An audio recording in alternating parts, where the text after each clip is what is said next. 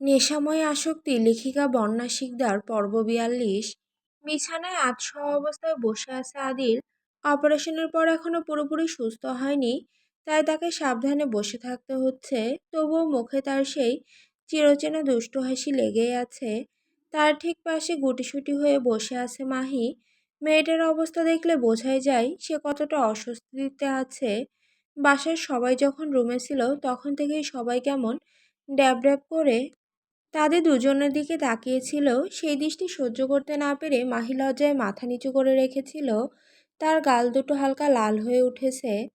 মাহি কয়েকবার উঠে চলে যেতে চেয়েছিল, কিন্তু প্রতিবারই আদিল তার হাত ধরে টেনে বসিয়ে দিয়েছে আর কড়া গলায় বলে দিয়েছে, এক পা নড়বি না, আমার পাশে বসে থাকবি।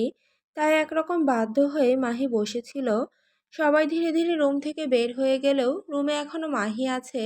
সবাই চলে যেতেই মাহি একটু স্বস্তির নিঃশ্বাস ফেলল, কিন্তু সেই স্বস্তি বেশিক্ষণ টিকল না। হঠাৎ আদিল আবার তার হাতটা টেনে নিজের দিকে নিয়ে নিল। মাহি চমকে উঠল। সে তড়িঘড়ি করে হাত ছাড়ানোর চেষ্টা করতে লাগলো। আদিল ভাইয়া ছাড়ুন প্লিজ, কেউ এসে পড়লে কিন্তু বিপদ হবে। তার কণ্ঠে স্পষ্ট ভয়, কিন্তু আদিল যেন এসবের কিছু পরোয়া করে না। সে নির্লিপ্ত ভঙ্গিতে বলল, আই ডোন্ট কেয়ার। আমি কি ভয় পাই নাকি? বউকে কাছে নেব, তাতেও আবার ভয় পেতে হবে কেন? আমার বউ, যখন ইচ্ছে তখন আমার কাছে টেনে নেব। মাহি চোখ বড় বড় করে তাকালো। তার গাল লাল হয়ে উঠেছে, কিন্তু তবু নিজেকে সামলে নিয়ে বলল, থামুন তো আপনি, ইদানিং আপনার মুখটা একটু বেশি চলছে। কথাটা শুনে আদিল মুখটা একটু বাঁকিয়ে ফেলল। তারপর হালকা হাসি চেপে রেখে বলল, আরও অনেক কিছুই বেশি চলে, জাস্ট মানবতার কারণে তোকে দেখাই না, বুঝলি?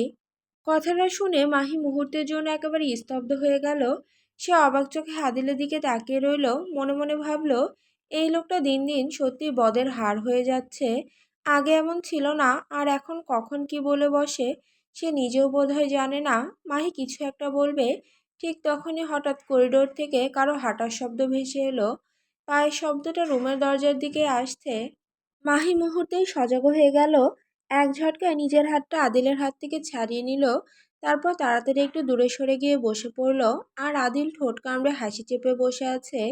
মাহির এই তড়িঘড়ি করে দূরে সরে যাওয়াটা দেখে হঠাৎ রুমে প্রবেশ করলেন জাহিদ শেখ, মহিবুল শেখ এবং অয়ন। তাদের তিনজনকে একসাথে ঢুকতে দেখে মাহি একটু চমকে উঠল। তার বুকের ভেতরটা কেমন যেন অজানা আশঙ্কায় ধুকপুক করে উঠল। ঠিক কেন এমন অস্বস্তি লাগছে সে নিজেও বুঝতে পারছে না। বিছানায় আধশোয়া হয়ে বসেছিল আদিল। শরীর এখনো দুর্বল, তবে আগের থেকে অনেকটাই সুস্থ দেখাচ্ছে তাকে। মুখে সেই আগের দুষ্টুমি মাখা হাসিটা না থাকলেও চোখের গভীরে একটা স্বস্তির ছাপ আছে। জাহিদ শেখ ধীরে ধীরে এগিয়ে এলেন তার দিকে। আদিলের দিকে তাকানোর ভঙ্গিতে মায়া আর চিন্তার ছাপ স্পষ্ট। বিছানার পাশে দাঁড়িয়ে তিনি নরম গলায় জিজ্ঞেস করলেন, তোমার শরীর কেমন আছে বাবা? আদিল মাথা একটু তুলে তাকালেন বড় বাবার দিকে। তারপর হালকা হাসি ফুটিয়ে শান্ত স্বরে বলল, জি বড় বাবাই, আগে থেকে অনেকটাই বেটার লাগছে। জাহিদ শেখ যেন একটু স্বস্তির নিঃশ্বাস ফেললেন, তারপর বললেন, মেডিসিন ঠিক ঠিক সময় খেয়ে নিও। অনেক চাওয়ার পর তোমাকে আবার ফিরে পেয়েছি আমরা। আল্লাহর কাছে কত দোয়া করেছি জানো না? যদিও এখানে অয়নের চেষ্টা ছিল অসীম, ও না থাকলে হয়তো তোমাকে এত তাড়াতাড়ি ফিরে পাওয়া যেত না।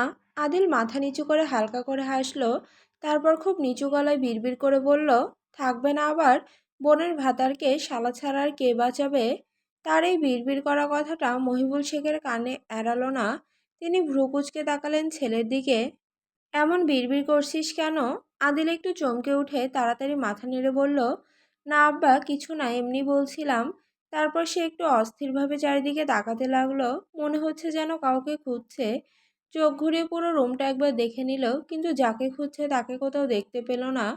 তার ভ্রু কুঁচকে গেল। শেষে সে অয়নের দিকে তাকিয়ে জিজ্ঞেস করলো, ভাই, আমার বোনটা কোথায়? এসেছি অনেকটা সময় হয়ে গেল, কিন্তু ওকে তো দেখতে পাচ্ছি না। অয়ন কয়েক সেকেন্ড চুপ করে রইল। তার মুখটা হঠাৎ একটু শুকনো হয়ে গেল।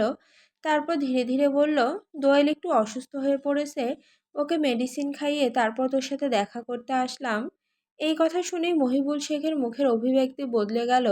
তিনি কড়া দৃষ্টিতে তাকালেন নয়নের দিকে। অসুস্থ মানে? হঠাৎ করে অসুস্থ হলো কেন? তুমি কি করেছো ওর সাথে?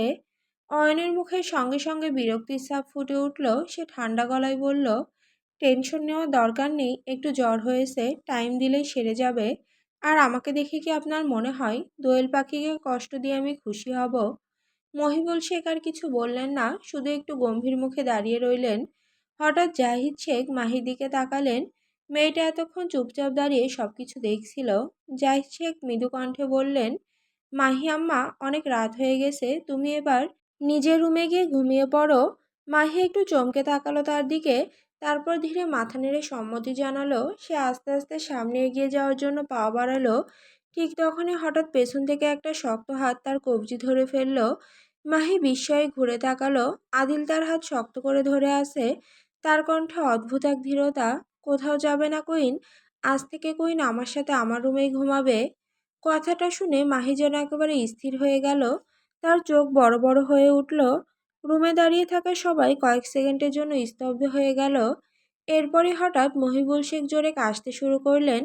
এতদিন তিনি অয়নকে কথা শুনিয়েছে, এবার দেখছেন একই নৌকার মাঝি দুজন, একজন বড় আরেকজন ছোট। হঠাৎ জাহিদ শেখের মুখের রং বদলে গেল। তার চোখে রাগের ঝলক স্পষ্ট হয়ে উঠল। তিনি গর্জে উঠলেন, বেয়াদব ছেলে, কিসব বলছো তুমি? তোমার কি বোধ বুদ্ধি লোপ পেয়েছে? মানলাম তোমরা দুজন দুজনকে ভালোবাসো, সেটা আমরা জানি, কিন্তু তাই বলে বিয়ের আগে এক রুমে থাকতে চাও? আমি আর কোনো বেয়াদবি শুনতে চাই না। মাহি আম্মা, তুমি নিজের রুমে যাও, না হলে মায়ের কাছে গিয়ে ঘুমিয়ে পড়ো। মাহি ইতস্তত করে এক পা এগোতে যাচ্ছিল, কিন্তু ঠিক তখনই তার কবজিতে ধরা আদিলের হাতটা আরো শক্ত হয়ে উঠল।